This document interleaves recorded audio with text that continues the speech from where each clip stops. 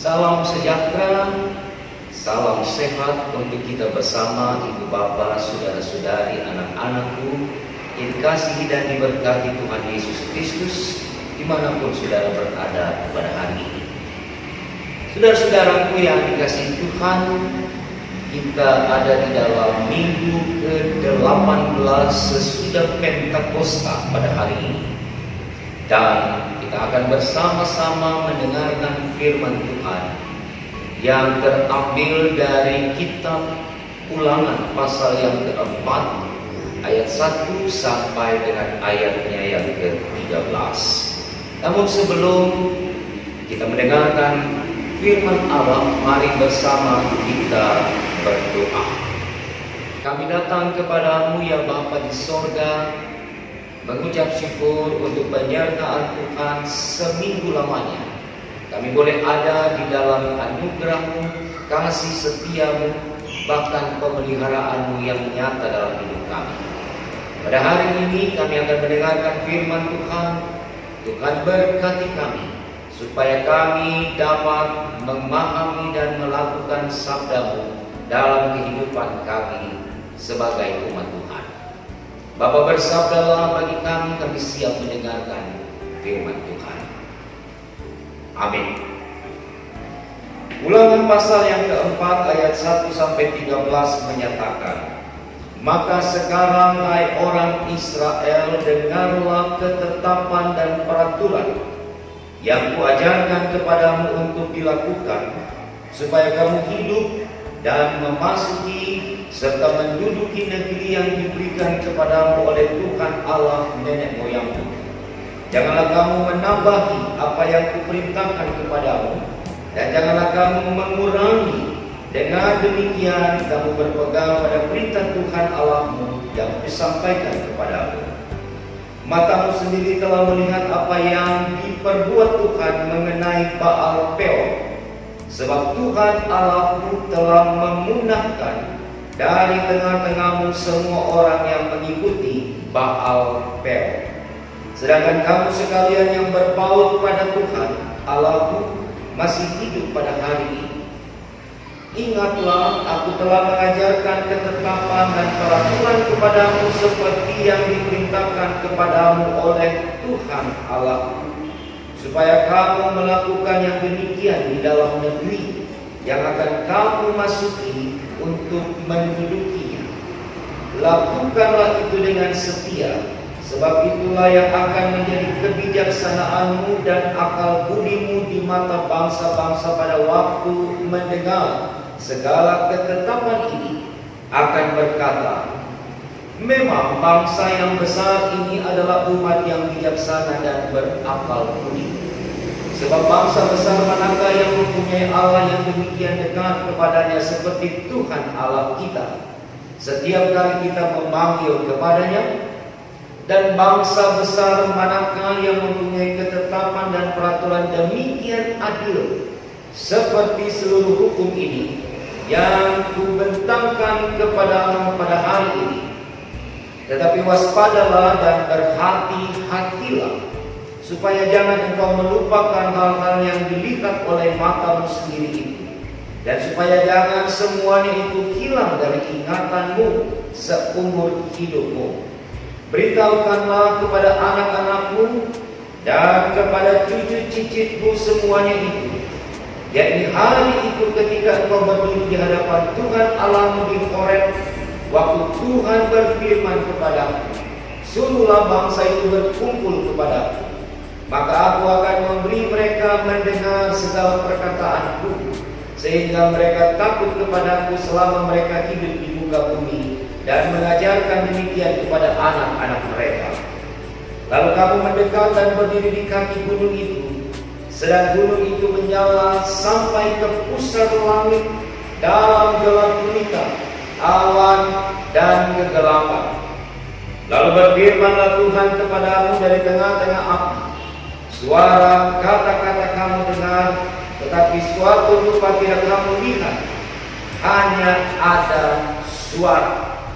Dan ia memberitahukan kepadamu perjanjian yang diperintahkannya kepadamu untuk dilakukan, yakni ke-10 firman, dan ia menuliskannya pada 2 log batu. Demikianlah bacaan firman Tuhan pada hari ini. Berbahagialah kita semua yang tidak hanya menjadi pendengar firman Tuhan, namun dalam kesetiaan melakukannya dengan beriman. Haleluya. Saudara-saudaraku yang dikasihi dan diberkati Tuhan, senang bertemu kembali di dalam program khotbah online ibadah hari Minggu GPIB Jemaat Ebenezer Gianyar Bali, yang terus mendampingi, melawat kita di dalam proses pertumbuhan iman di tengah-tengah pandemi COVID-19 yang kita alami bersama. Hari ini di minggu yang ke-18 sesudah Pentakosta, kita telah membaca firman Tuhan dari kitab Ulangan pasal 4 ayat 1 sampai ayat yang ke-13, yang merupakan bagian penting dalam sebuah kehidupan umat Allah Israel ketika mereka keluar dari tanah perbudakan Mesir menuju tanah perjanjian Kanaan. Ketika Musa memimpin bangsa ini, memimpin leluhur Israel untuk keluar dari tanah perbudakan bangsa Mesir, maka sebagai sebuah umat, sebagai sebuah bangsa, atau sebagai sebuah persekutuan anak-anak Tuhan, maka kehidupan ataupun keberadaan Israel harus diatur dalam sebuah ketentuan, dalam sebuah regulasi, dalam sebuah peraturan-peraturan tata tertib, agar hidup mereka dapat benar-benar ada di dalam keadaan yang diharapkan, untuk hidup di dalam perdamaian, untuk hidup di dalam keadaan yang baik, yang adil satu dengan yang lainnya sebagai sebuah bangsa. Kekasih-kekasih Tuhan, karena itu di dalam bacaan kita pada hari ini, khususnya di ayat 1 sampai dengan ayat yang ke-23, kita melihat bagaimana Musa menyampaikan sebuah aturan-aturan hukum yang harus ditaati oleh Israel di dalam menjalani proses kehidupan mereka. Yang pertama, bahwa Israel sebagai sebuah umat, sebagai sebuah kaum yang diselamatkan Allah dari perbudakan, dari kematian, dari keadaan yang sulit di Mesir, harus tahu, harus ingat bahwa Tuhan adalah Allah yang setia. Tuhan Allah adalah Allah yang selalu berpihak kepada mereka yang menyandarkan diri kepadanya. Israel harus tahu bahwa kalau mereka berseru kepada Tuhan, maka Tuhan menjawab. Tuhan merespon apa yang menjadi seruan bangsa ini. Perhatikan ayat yang ke-7 dari pembacaan kita, saudara. Di ayat yang ke-7 dikatakan, sebab bangsa besar manakah yang mempunyai Allah yang demikian dekat kepadanya seperti Tuhan Allah kita, setiap kali kita memanggil kepadanya. Kekasih-kekasih Tuhan, ayat 7 ini memiliki sebuah konsekuensi yang cukup dalam dan besar di dalam keimanan Israel. Karena pada waktu itu ada begitu banyak Allah, ada begitu banyak ilah-ilah, ada begitu banyak kekuatan-kekuatan dunia yang hadir dan menawarkan pertolongan bagi manusia, bagi siapapun, termasuk bagi Israel. Tetapi kemudian Musa jelaskan bahwa Allah manakah yang seperti Allah kita, yang pada saat kita berseru memanggil namanya, Ia datang dan menjawab tepat pada waktunya.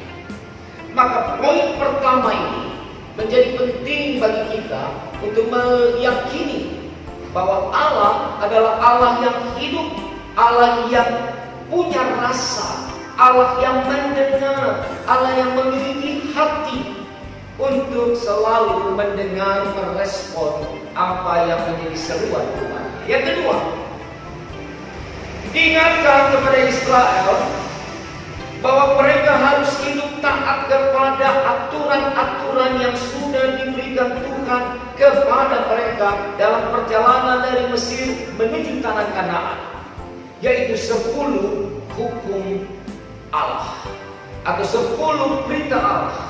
Ayat 8, ayat 13 sampai 15 bacaan kita menjelaskan poin itu, bahwa Israel harus hidup di dalam 10 perintah Allah yang disampaikan kepada mereka. Yang ketiga, diingatkan kepada generasi muda, generasi penerus Israel di dalam kitab Ulangan ini, bahwa mereka memiliki leluhur, nenek moyang yang pernah mengalami pembebasan dari perbudakan Mesir. Bertahun-tahun Israel ada di dalam penindasan bangsa Mesir, tetapi Allah memberikan sebuah keadaan baru bagi bangsa ini. Allah memilih Israel untuk menjadi umat pilihannya, dan karena itu Allah membebaskan mereka dari Mesir, dan hal ini mau menunjukkan bahwa Israel adalah sebuah umat, sebuah bangsa yang memiliki kekuatannya tersendiri. Israel memiliki hal yang harus juga diperhitungkan oleh bangsa lain, karena mereka punya Allah, karena mereka punya Tuhan, mereka punya Yahweh yang punya kuasa di atas segala kuasa yang ada. Karena itu yang keempat, poin keempat diingatkan di ayat yang ke-34 kepada Israel, bahwa perbuatan-perbuatan yang telah Allah lakukan bagi bangsa ini begitu besar, begitu banyak, tidak terhitung jumlahnya. Mari saudara, meskipun pembacaan kita hari ini hanya sampai di ayat 13, tapi saya mau ajak saudara untuk melihat ayat yang ke-34 di dalam pasal 4 ini. Atau pernahkah suatu Allah mencoba datang untuk mengambil baginya suatu bangsa dari tengah-tengah bangsa lain dengan cobaan-cobaan, tanda-tanda, serta mujizat-mujizat dan peperangan, dengan tangan yang kuat dan lengan yang teracuh, dan dengan kedahsyatan yang besar, seperti yang dilakukan Tuhan Allahmu bagimu di Mesir di depan matamu. Saudara-saudara, poin yang keempat mau mengingatkan kepada Israel bahwa Allah melakukan banyak hal, baik itu tanda-tanda, mujizat-mujizat. Allah mengeluarkan mereka dari kesulitan. Allah membuat mereka menjadi bangsa yang hidup di dalam kemerdekaan dan kemandirian. Dan seluruh perbuatan Allah yang harus diingat oleh generasi-generasi muda Israel yang meneruskan kehidupan sebagai umat milik Tuhan. Saudara-saudaraku yang dikasihi Tuhan, Musa adalah pemimpin dari Israel. Tetapi Musa tidak menyelesaikan proses kepemimpinannya bagi bangsa itu sampai di tanah perjanjian Kanaan.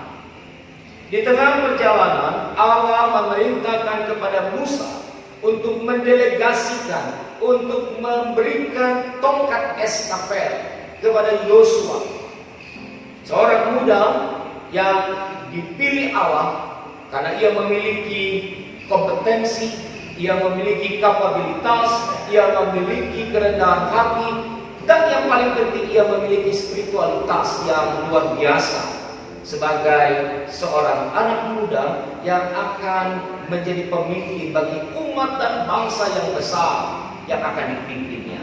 Sebelum tongkat itu diserahkan Musa kepada Yosua, maka Musa mengingatkan kembali kepada Israel dan juga sekaligus kepada Yosua tentang loyalitas seorang pemimpin di dalam melaksanakan amanat Tuhan bagi bangsa yang dipimpinnya. Seorang pemimpin harus mentaati lebih dulu segala aturan-aturan, ketentuan-ketentuan, regulasi-regulasi yang ada dari Allah yang diberikan kepada umat Israel, kepada umat Tuhan. Musa mentaati itu lebih dulu. Karena itu Musa mengingatkan kepada Yosua yang melanjutkan untuk juga hidup sebagai seorang pemimpin, untuk bersikap, berperilaku, bertindak, bertingkah laku selayaknya seseorang yang sudah lebih dulu melakukan apa yang diperintahkan kepada dirinya. Kemudian ia bisa memimpin bangsa itu dan mengajak bangsa yang besar itu untuk juga melakukan kehendak Allah di dalam kebersamaan. Diingatkan ada begitu banyak tantangan, ada begitu banyak rongrongan, ada begitu banyak hambatan, ada begitu banyak pergumulan dalam pelayanan Yosua ke depan sebagai pemimpin Israel. Di dalam kehidupan gereja hari ini, kita juga berhadapan dengan satu keadaan, satu fenomena bahwa sebagai umat Allah kita tidak bisa lepas dari seluruh aturan, ketentuan, peraturan, regulasi yang Allah sudah nyatakan melalui firman-Nya, bukan melalui Musa seperti yang dialami oleh Israel pada saat mereka keluar dari Mesir. Tetapi saat ini gereja hidup di dalam tuntunan, hidup di dalam arahan, hidup di dalam koridor firman Allah yang membawa kehidupan umat untuk selalu ada di dalam keadaan yang terbaik, meskipun harus melewati kesusahan, kesulitan, tantangan, pencobaan, pergumulan dan sebagainya. Nah, kalau kita sadar akan hal itu, kalau kita menyadari bahwa kita adalah gereja yang harus hidup di dalam ketaatan, kesetiaan pada firman, pada kebenaran-kebenaran pernyataan dan perkataan Allah yang tertuang di dalam Alkitab, maka seyogianya kita juga harus memiliki mentalitas, karakter, perilaku yang mengasihi Allah secara totalitas. Kita tidak bisa melakukan seluruh aturan-aturan hukum yang berlaku dalam kehidupan sebagai gereja dan sebagai umat Allah jika kita tidak memiliki kedekatan intim dengan Tuhan yang empunya firman itu. Karena itu Bapak Ibu Saudara, dalam kehidupan banyak orang Kristen saat ini ada begitu banyak kemunafikan, ada begitu banyak kepura-puraan, ada begitu banyak ketidaksetiaan yang dipertontonkan, dan itu menjadi kebanggaan sebagai umat yang katanya mencintai Tuhan, yang katanya memiliki seluruh perangkat-perangkat aturan-aturan kebenaran dan kebaikan, tetapi dalam fakta, dalam implementasinya justru kita hidup di luar kehendak Allah. Justru kita hidup sebagai umat yang tidak memamerkan apa yang harusnya itu ternampakkan dalam kehidupan kita sebagai gereja. Itu sebabnya kekasih-kekasih Tuhan diingatkan kepada kita bersama setiap waktu bahwa gereja haruslah memiliki ciri khas, harus memiliki kekhasan, yaitu imagori, serupa dan segambar dengan Allah. Artinya seluruh kehidupan saya dan saudara itu haruslah menampilkan karakter Allah yang kudus, karakter Allah yang besar, karakter Allah yang berkuasa, bukan sebaliknya. Karena kita memiliki konsekuensi iman untuk selalu hidup di dalam dan di atas kebenaran firman Allah, maka hari ini bersama-sama dengan bangsa Israel yang diingatkan pula oleh Musa di dalam bacaan firman Tuhan, agar kita juga berhati-hati. Dikatakan di dalam bacaan tadi, berhati-hati, waspadalah. Itu artinya tetapi dia sebuah warning, sebuah peringatan bagi kita bahwa hidup bersama dengan Tuhan bukan berarti tanpa masalah. Hidup bersama dengan Allah bukan berarti tanpa pergumulan dan pencobaan. Tetapi berhati-hati adalah sesuatu yang selalu mengingatkan kepada kita untuk tetap mawas diri, menjaga diri dengan baik, supaya kita tidak jatuh dalam pencobaan, kita tidak jatuh di dalam masalah, tetapi kita tetap melangkah di atas permasalahan kehidupan yang kita alami. Karena ada kuasa Allah yang besar bersama dengan kita, maka kita akan terus berjalan. Kita tidak bisa berhenti, saudara, tapi kita terus melangkah, kita terus menapaki proses kehidupan ini bersama dengan Tuhan. Pandemi COVID hampir 2 tahun menjadi bagian yang tidak lagi bisa dipisahkan dalam kehidupan kita sebagai gereja, sebagai umat, sebagai warga masyarakat, sebagai warga negara, bahkan warga dunia. Tetapi apakah pandemi ini akan menghentikan proses pertumbuhan keimanan kita kepada Allah? Saya kira tidak. Apakah pandemi ini akan membatasi kita juga dalam relasi dengan Tuhan? Saya kira juga keliru kalau itu diaminkan. Pada sebab itu, biarlah kita tetap ada di dalam kesetiaan. Kita tetap bangga menjadi orang-orang yang mempunyai Allah yang berkuasa melakukan segala perkara-perkara hebat dan besar di depan mata orang lain kepada kita. Gereja harus terus memiliki mentalitas Kristus di dalam kehidupan dan pelayanan. Dan sebagai pemimpin-pemimpin seperti Yosua, apakah itu dalam konteks keluarga sebagai ayah, ibu, dalam konteks pimpinan di perusahaan, pimpinan di lembaga-lembaga, maka kita juga diingatkan untuk melihat kembali loyalitas kita di dalam seluruh tugas tanggung jawab yang diberikan kepada kita selaku pemimpin-pemimpin dalam hidup ini. Apakah kita sudah melakukan proses kepemimpinan yang tepat dan benar, yang sesuai dengan kehendak Allah, atau kita justru tidak menunjukkan pola kepemimpinan yang baik kepada orang lain yang kita pilih? Saudara-saudara, kita memasuki proses pemilihan fungsionaris Majelis Sinode GPIB yang ke-21, maka firman Tuhan ini mengajak kita untuk berdoa bersama. Berdoa supaya siapapun yang akan menjadi pemimpin gereja ini ke depan, mereka adalah orang-orang yang punya loyalitas, mereka adalah orang-orang yang punya komitmen, mereka adalah orang-orang yang dapat membawa gereja ini, rumah besar GPIB ini, untuk terus ada di dalam keadaan yang dipenuhi damai sejahtera di tengah-tengah dunia. Bagi kita warga GPIB Ebenezer Gianyar, bagi warga GPIB lain yang mendengarkan firman hari ini, kita diingatkan juga untuk menjadikan gereja ini, jemaat-jemaat ini, jadi jemaat-jemaat yang terus memiliki kekuatan, kuasa Allah, dan terus melangkah dalam kepastian iman.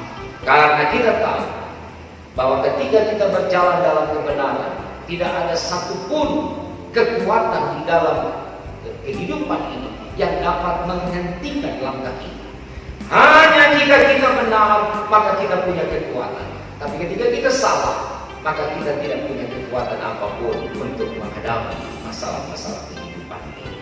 Karena itu tetaplah menjaga hidup ini supaya ada dalam kebenaran, ada dalam tuntunan firman Allah, dan teruslah menjadi umat yang saling menguatkan, saling mendoakan di tengah-tengah panggilan dan pengutusan kita bersama. Tuhan Yesus memberkati saudara.